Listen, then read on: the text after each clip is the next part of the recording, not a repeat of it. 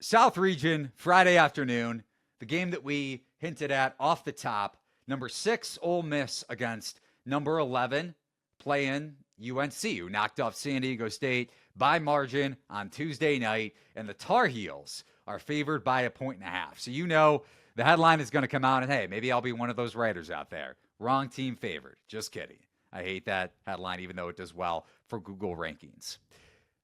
UNC on paper, over their last, I think it's 11 games at this point, is shooting over 45% from behind the arc.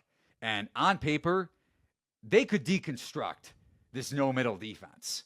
And for those who are unfamiliar with defensive schemes, no middle, protect the paint, and you allow your fair share of outside shots as a result. Maybe you overplay a bit, and Sean Padula gambles more often than he actually should and gets a stare down from Chris Beard on the sideline. If UNC is shooting 50% from three, it's probably not a blowout like it was against San Diego State, because I think Chris Beard will have more answers than Brian Dutcher did. And hey, if you want to hear the Mountain West trend yet again, I tweeted it out on Tuesday night, and it was more in jest than anything. But San Diego State benefits from elevation, or I guess lack thereof, depending on how you want to look at it, in their home arena, in the Viejas Center. Magoon Guath had just come back, granted. So rotation-wise, maybe he wasn't as healthy. Maybe he just wanted to get on the court.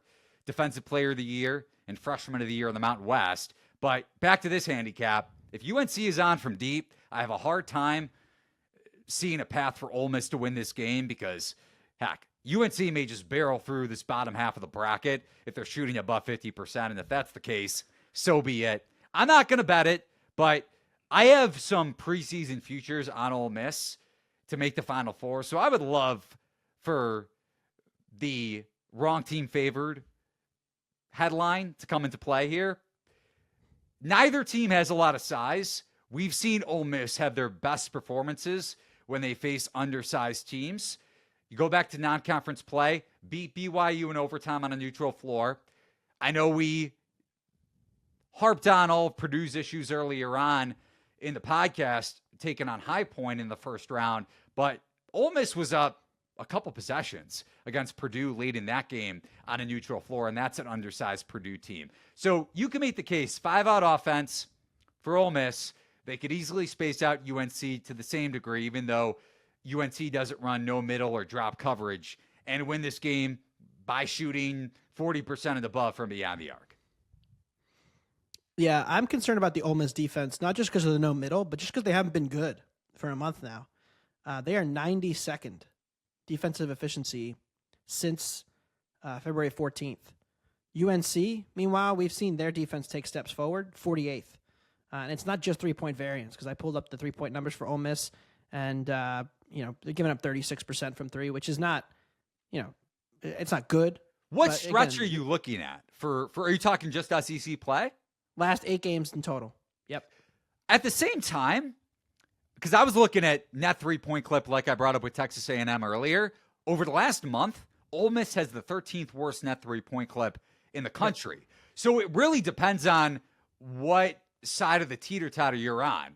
Does UNC continue to shoot like this, or does Ole Miss get positive three-point variance, right? Well, some of it is that Ole Miss has shot the ball poorly, which, that happens. That's whatever. But I'm more speaking about the defense here. Like, it's just not been the same level of defense from Ole Miss. And so that's where I get a little bit of pause about them. I laid UNC here. If you've noticed, I have a little bias here. I bet against Mississippi State, against Texas A&M, against Ole Miss. Let me see what else I bet this week. That might be it from I laid UConn. So you'll notice there's a little bit of a trend with where I'm going with this tournament. Kind of like my big picture takeaway, which is that I think the SEC mid-tier is quite overrated in the metrics. And I think I'm going to take a shot. And that could correlate really well for me or really poorly if I'm wrong on that overarching take. No bet for me. Anthony likes UNC. So you would lay, and this actually plays into the conversation we just had, lay the 1.5 or lay the juice on the money line? What is the money line now? I think it's one. I'll pull it up here. Give me a second. Yeah, but I believe under 120 is good for me.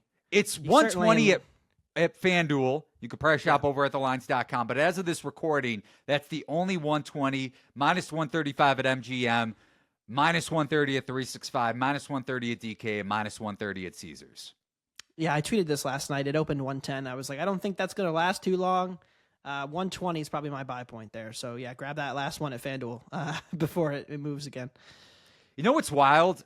Last point I want to make on UNC, less of a bet or a take, more so just market disparity and where UNC was priced in the market. Pre-tournament, Selection Sunday, 5 minutes before the bracket was released, UNC was plus 380 to make the field of 68. Now plus 320 to make the Sweet 16. It's crazy how times change. And when I say times, I'm talking about a span of 4 or 5 days.